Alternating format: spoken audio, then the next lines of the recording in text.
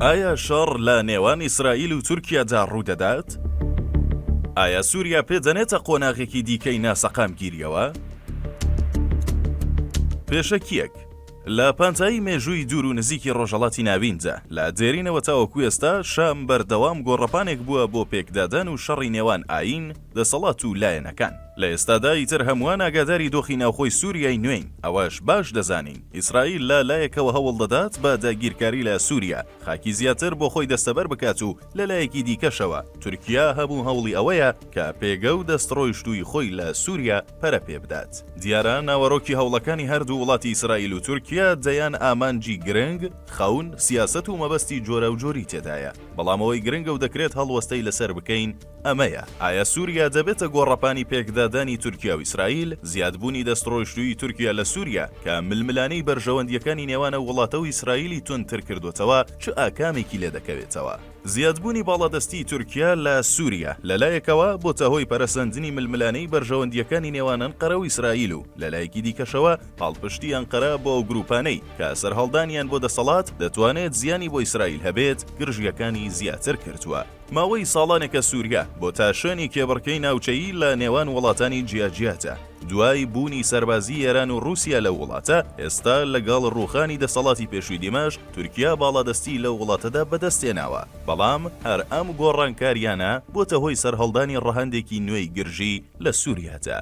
ماوەیەکە لە میدیاکانی ئیسرائیل و تورکیا باس لە ئەگەری ڕوبەڕووبوونەوەی ڕاستەوخۆی نێوان هەردوو وڵات دەکرێت. بەڵام لەم دواییانەدا ئەگەرەکە بەهێزتر و ڕوونتر بۆتەوە. کۆمیتەی ناگڵی ئیسرائیل کە دەستگایەکی کاریگەرە بۆ ڕاوێژکاری یاسایشی نەتەوەیی ئەو وڵاتە، لەم دواییانەدا هۆشداریەکی توندی سەبارەت بە ئەگەری ناکۆکی نێوان هەردوو وڵات بڵاو کردەوە. لە راپۆرتەکەدا کە ڕادەستی بنیامین نەتانیاهۆ سەرۆکوەزیرانی ئیسرائیل و وەزیرە باڵەکانی ئیسرائیل کرا، پەرەسەندنی باڵادەستی تورکیا لە سووریای بە هەڕەشەیەکی جددیتر بۆ سەر ئاسایشی ئیسرائیل تەنانەت زیاتر لە ئێران باس کردووە. لە راپۆرتەکەدا هاوپەیمانی تورکیا لەگەڵ گروپە چەکدارەکان لە سووریا و خواستە جیۆپۆلیتیکیە بەرفراوانەکانی وەک هۆکارێکی سەرەکی هێناوەتەوە کە ڕێگا خۆشکەرن بۆ گەرمتربوونی ململانیەکان و هۆشداریشی داوە کە لێک نزیکبوونەوەی ئۆپەراسیۆنەکانی تورکیا و ئیسرائیل ڕەنگە ببێتە هۆی ململانەی نەخوازرا و نەویسترا و کە خەسار و لێکەوتەی گەورەشی بەدوادا بێت.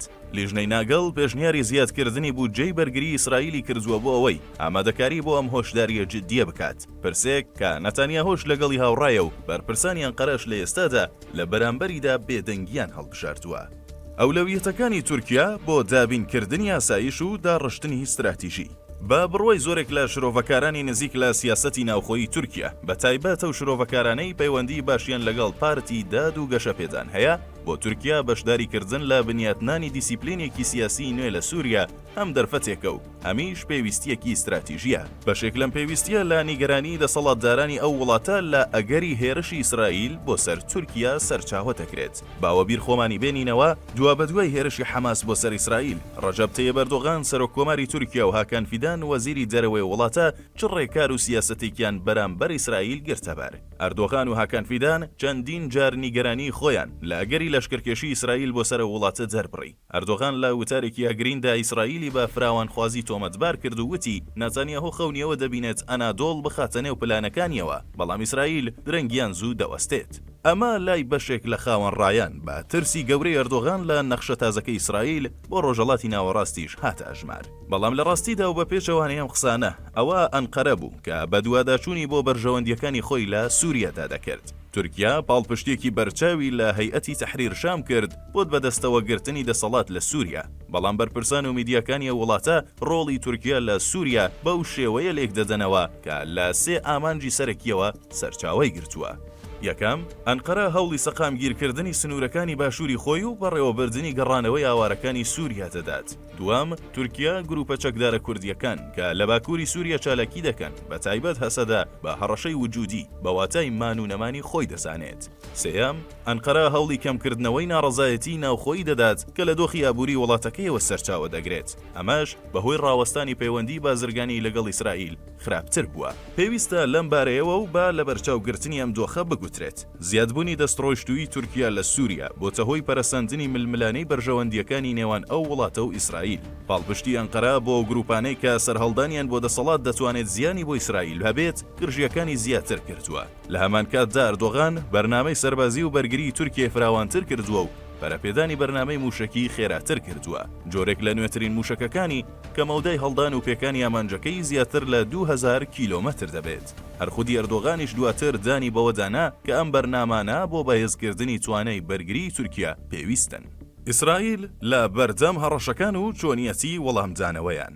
ڕاستە ئیسرائیل مێژوویەکی دوور و درێژی هەر لە سەردەمی عوسمانیەکانەوە لەگەڵ تورکیا هەیە، بەڵام ئەم وڵاتە هەمیشە لە ئاستێکی گەورەتر و گشتگیرتردا خۆی پێناسە دەکات.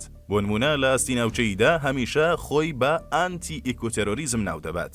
بە واتایەی پشتیوانی ئاشتی و ئاساییشە و هەرچەشنا پیلانگیریەکی گەورە لە دژی سەقامگیری ناوچەکە لە ئارەدا بێت پوچەڵی دەکاتەوە. بەماش ئیسرائیل لە کۆمەڵگەی نێودەوڵەتیدا و بە پشتبەستن بە مێژووی کۆمەڵکوژی جوولەکە سیما و ڕوخسارێکی داکۆکیکار لە خۆی و مرۆڤایەتی نیشان دەدات و لەلایەکی دیکەشەوە بەستیان دەڕەخسێنێت بۆ ئەوەی دەست لە هیچ جۆرە هێرشێک بۆ سەر نەیارانی نەپارێزێت. کەوابوو تورکیا لە بەرامبەر سیاسەتی ئیسرائیلدا بەتایبەت لەم سەردەمە نوێیەدا ئەوەندەش بەربەست نییە و دەکرێت لەلایەن ئیسرائیلەوە دەستی کورت بکرێتەوە.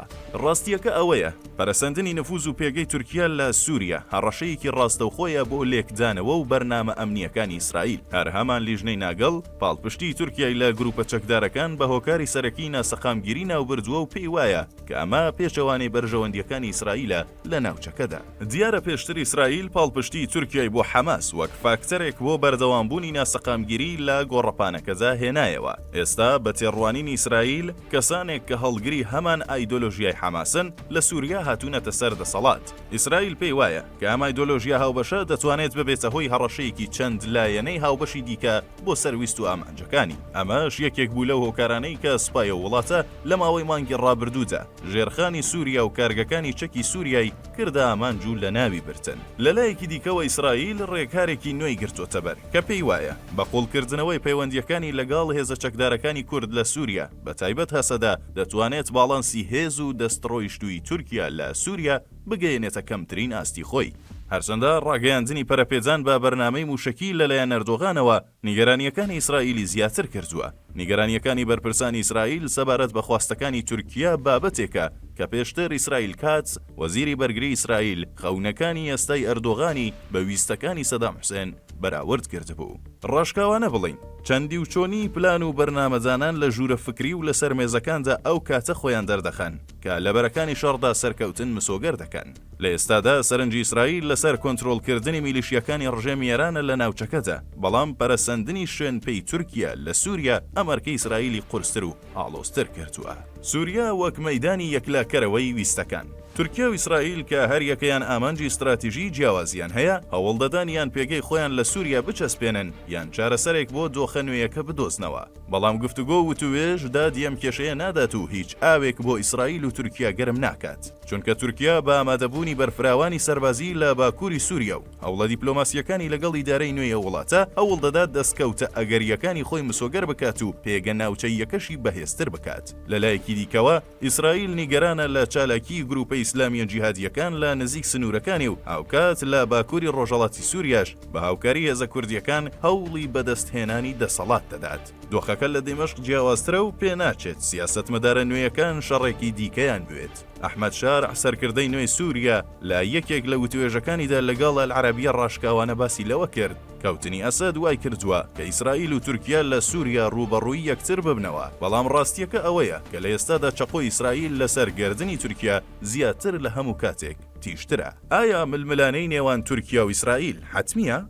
ڕوبەڕووبوونەوەی تورکیا و ئیسرائیل لە سووریا ڕەنگدانەوەی پێکدادانی ئامانجە استراتیژیەکان و بەرژەوەندیە ناکۆکەکانی ئەم دوو وڵاتەیە. تورکیا بە ئامادەبوونی بەرفراوانی لە باکووری سووریا و کاریگەری لەسەر حکوومەتی نوێی دیمەشق هەوڵ دەدات پێگەی خۆی لە وڵاتەدا سەر لە نوێ پێناسە بکاتەوە و گروپە چەکدارە کوردیەکان سەرکوت بکات کە لە کۆتاییدا دەبێتە هۆی ئەوەی کاریگەری ناوچەی خۆی بەهێزتر بکات.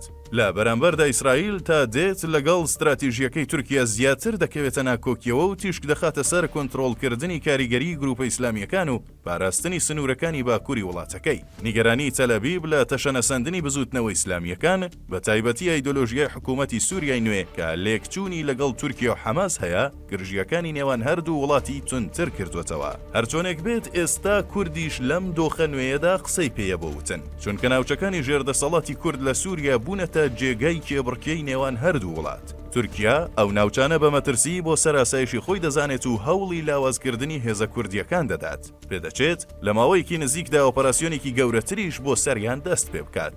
لەلایەکی تریشەوە ئیسرائیل کورد بە هاوپەیمانی خۆی دەزانێت و بە بەهێزکردنی ئەو هێزانە هەوڵی کەمکردنەوەی هەژمونی تورکیا دەدات.